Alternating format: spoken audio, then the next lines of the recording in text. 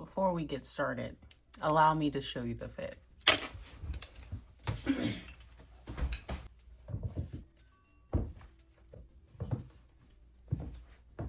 Look at the fit.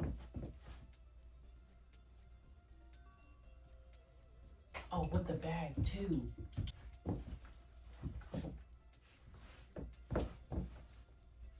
And if you're wondering where you can buy this outfit, you can't, because I thrifted every single piece.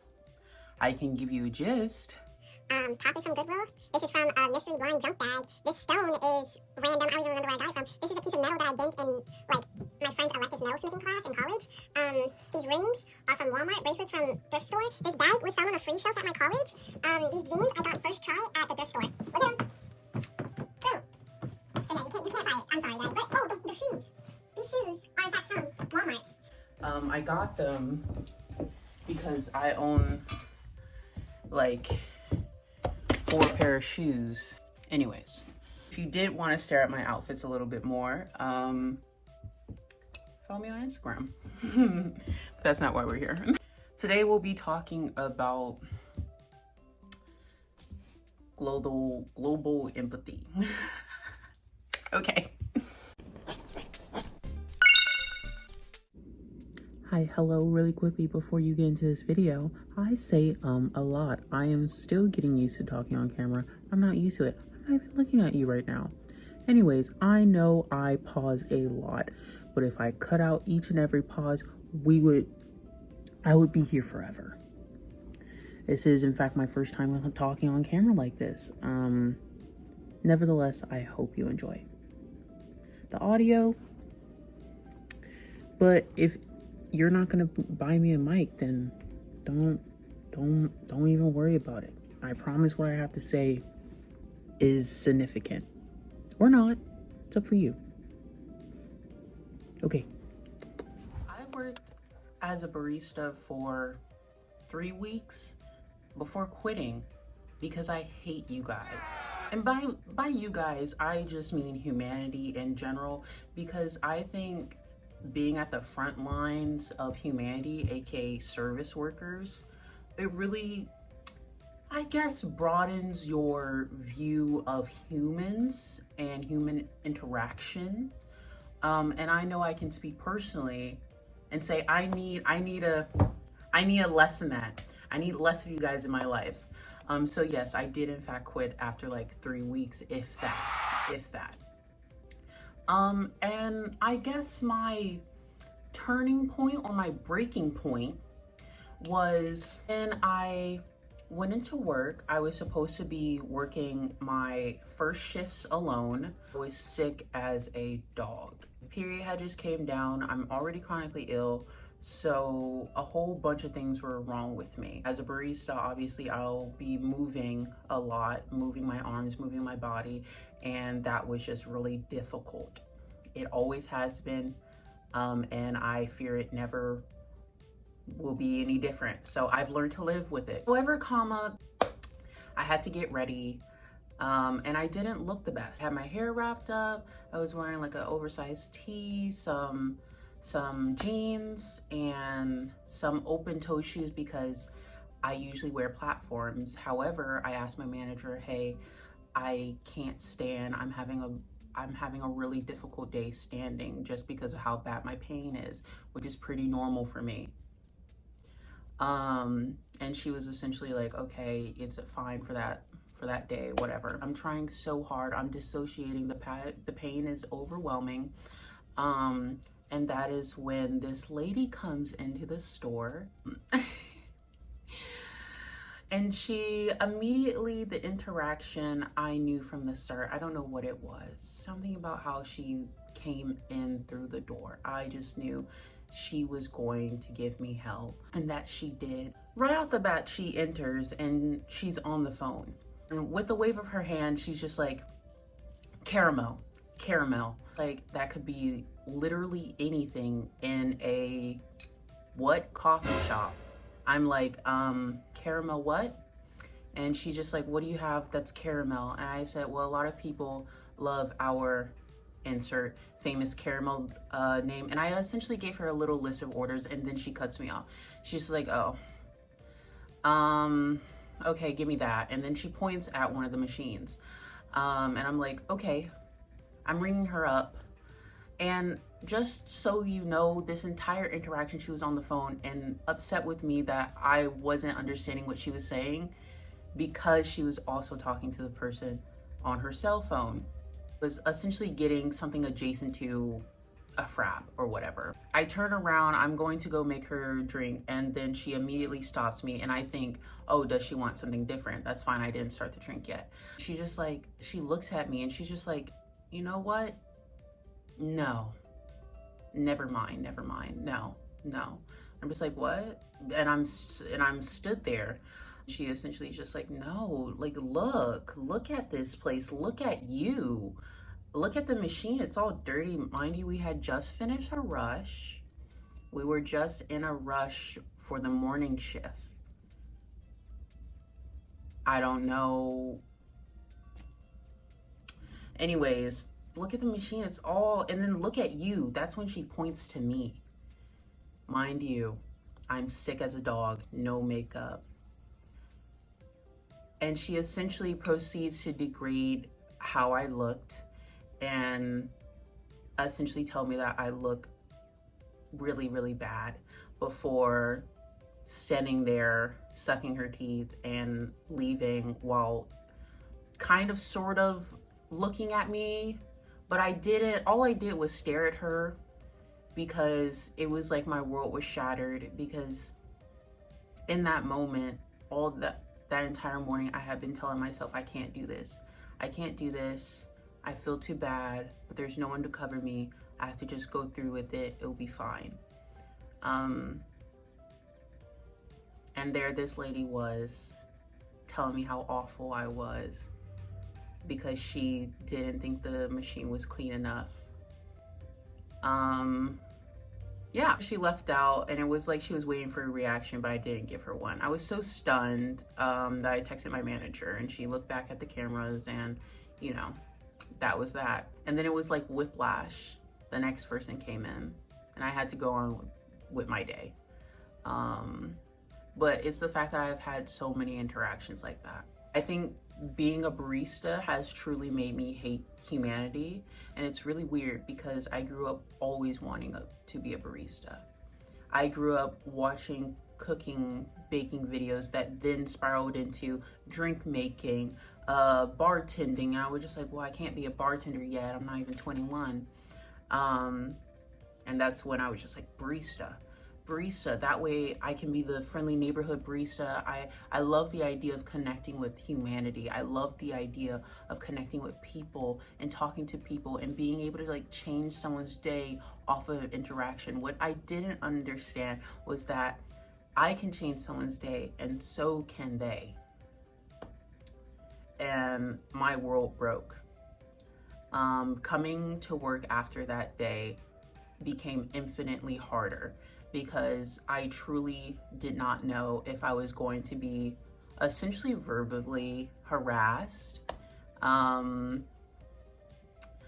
or if I was going to meet the sweetest people ever that day. And it was just the whiplash that I couldn't keep up with, because for every god-awful rude interaction, there was another sweet person, and then 5 more terrible ones.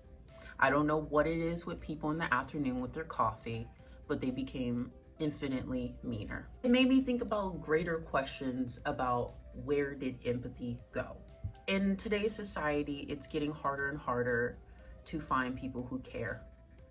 It's getting harder and harder for people to hear each other out. And I've come to realize I have become the same. Growing up, I have always tried my hardest to make everyone happy. I've always tried my hardest to see everyone and hear everyone, and not in a self-righteous way, even though at a point it was almost borderlining it. I had to reel that back in. But because I know what it feels like to be unseen, and I never wanted to put that feeling on someone else.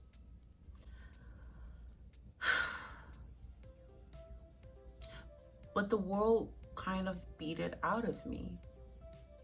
I realized that for every smile that I gave, it was still a mug in my face. For every time I tried to understand someone, they just put up more walls with insults, with jabs, with narrow-minded thinking. And there's one thing I can't do. I have one pet peeve. It's people who are not able to think in the nuance and think it within certain context. I consider myself someone who not very hard to see the other side or see the brighter picture or see all sides. It's not hard for me to do so. I've been forced to do so for so long.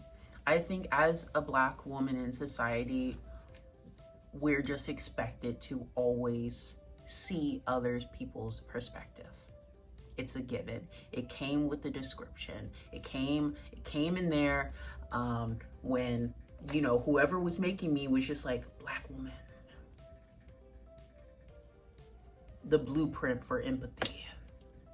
But no, I don't really know. Everything that's going on in the world, I'm starting to realize there's global empathy fatigue. People don't care anymore, and they don't care to care. There's too many issues, too many people, not enough solutions, not enough time. And I'm scared. I'm scared to grow up in a society where no one cares about their neighbor. I'm scared to grow up in a society where people don't think deeper about things. I'm scared to grow up with my peers because I'm realizing what we're all turning into. Lately, I've been trying to watch TED Talks, actually reeling back my media intake, which is really weird as I'm making a YouTube video. But I heard someone say, create more than you consume. And as I indulge in little things, I find myself trying to become the art that I wish would appear in the world. Even if it's for 5 seconds, because my entire life, I trained to be an artist.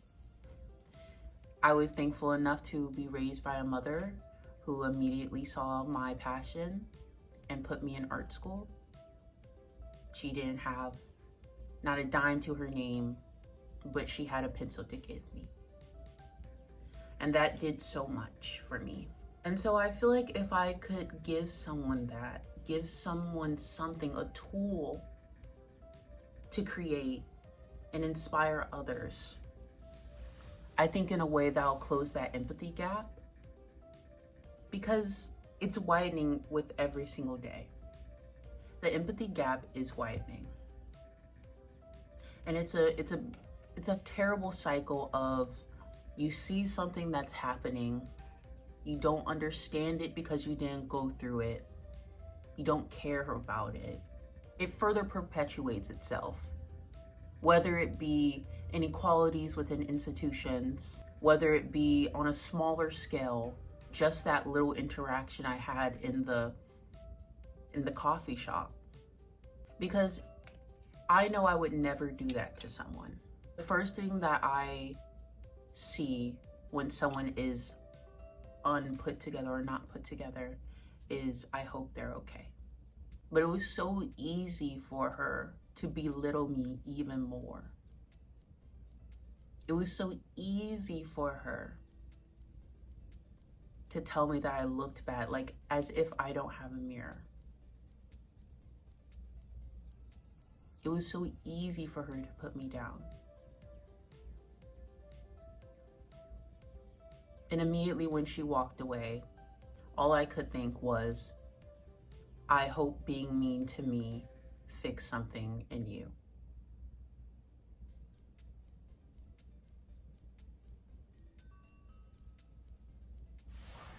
I don't have a solution. I don't know how to fix things. And I don't think it's my job to fix things. If anyone knows me in my personal life, they know the scenario that I give each and every time. If I had a red button, blow up everything and start over from the beginning of time, or a blue button. Leave it as is. Maybe things get a little better. I'm hitting the red button. And I think to myself, I think about all the horrors in the world, and people are just like, really? Would you really blow up? Yes. But what about your fam? Yes, they would understand. But what about all the good? But what about all the bad? What about all the bad? And I try not to fall down that line of thinking too often, because what am I gonna do? I try to hold out hope, but I am nervous for the future of empathy. I'd love to make a longer video about this, going more in depth. I've been an influencer for a long time. I've just been never posted it, or I always privated my videos. But this one I'm going to post because I need to know that there's still people out there that care. I need to know that there are still people out there who aren't nonchalant. I need to know that there are people out there who think deeply about certain things. I need to know that they exist out there, because I'm surrounded by so many people that are going with emotions, and I'm getting whiplash. And I say whiplash because there's a lot going on in my personal life. Struggling with potential eviction, struggling with how we're gonna pay bills, struggling with finding a job, beating myself up for quitting a job that I know was not okay for me mentally. And it wasn't just that, there was a whole bunch of other things. But beating myself up for, taking a gap year and potentially having to drop out. I need to know other people exist. So no, this video in particular is not a solution. But I hope, in a way, it could be a vessel of comfort. On TikTok right now, there is a trend going around with SZA's older song from, I believe, the Control Deluxe album. Me and Ashley. That's all I have to say. You already know. You already know what it is. And I still remember people debating about the meaning. But amongst all those people are, of course, the collective group of people that say it's not that deep. And one of the comments I wrote was, it's just a song. People are the same people who allow family traditions to die, beautiful art go uninterpreted, and a principle remain unnoticed. It's not that deep will be the demise of creativity. People forget that just because you don't think deeply doesn't mean everyone else doesn't. I think if people actually learn to think below the surface, we would be a lot more further along. If people actually thought beyond themselves, we would be a lot further along. I think what's contributing to the lack of empathy as well is short-term media, primarily TikTok. I think the rate at which we are being fed information is affecting our level of understanding. It is affecting our ability to communicate. It is affecting our ability to think deeply. You don't have to. Why think deeply when things are cut up into 5-second chunks? Why think deeply when you can, I don't know, what do people do? Because I'm not chronically online. I'm trying to be appropriately online, but I realized that I didn't grow up on the same internet that other people did. Like those popular people, Jenna Marbles and I can't even name a few because I didn't really watch them. Instead, I was watching things like breakdown videos and art videos and creative videos, video essays, and I still watch a lot of video essays. And for TikTok, primarily, I did not spend a lot of time on TikTok when it was first in the US, like during COVID. I actually did not have TikTok. I tried downloading it, but after a while, I deleted it because I realized it was damaging to my mental health. I was struggling with my weight. I did not know what to do. I was seeing so much horrible content about losing weight, gaining weight, all of it. It was bad for my mental health, so I took it off. And I'm glad I did. And within this last few months, I have re-downloaded the app and I hate it there. I started making videos, but I realized the more I scrolled, the more brain dead I felt. And it clicked for me. This is all people do. I remember when I found a video and it said, "So guys, what do you guys do for hobbies?" Every single person in that comment section was just like, "Oh, I don't know. I eat, sleep, and watch Netflix and cry." I'm like, that's all? And I'm not judging because I do that too. But I also go out roller skating. I also go to the park.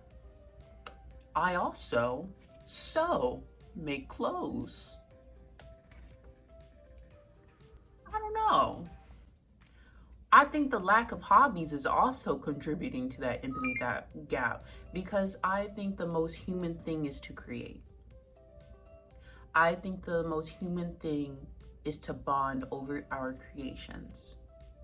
And people are not doing that anymore. I still remember when I had a consultation this week with the doctor, and he was asking me about my art. The usual streamline of questions of, do you want to open up an art shop, or do you want to sell your art? I said, more than anything, I just need people to care about art again. And it hit me on the bus the other day. I care about art, which means someone out there still does too. And there's something so beautiful and artistic about connection. And I think we've lost it. TikTok has stolen our ability to be human, to care. Because yes, you can post a video about Gaza. Make sure to add the link. But people can say, "Oh my goodness, how sad," and then scroll right away and be whiplashed by a new video. Probably telling you about how the algorithm has changed once again. And it's always that whiplash. Once again, I'm personally dealing with personal stuff. And then when I scale it outwards to think about things on a global level, I realize my want to be empathetic, my want to know more and make sure I'm staying up to date about policies and wars is conflicting with my sanity, because I care a lot. And it's painful realizing that other people don't care enough. So yes, it is whiplash, because I keep trying to think about things on just my level. When things get too claustrophobic, I try to scale them up, but then I'm met with more shit, and so I try to scale them down again, and it's just going, it's driving me crazy. TikTok has made it easier to make people angry. It thrives off of anger. Makes it so easy to forget that someone else is on the other side of a screen. Because people go, "Oh, what will my comment do?"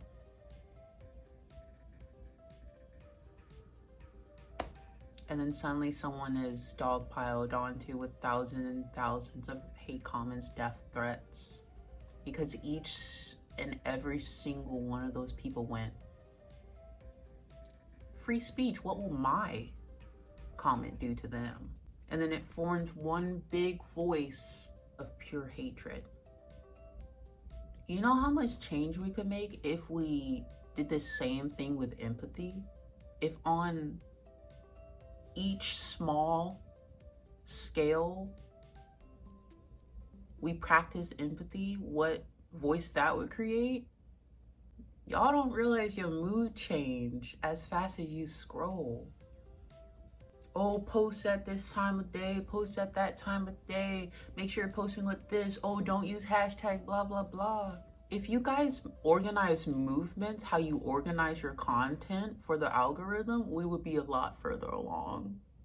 But that is just food for thought. This video was not scripted.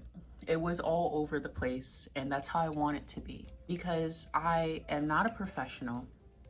I don't have a team. I have a silly little phone camera and a microphone that isn't even turned on.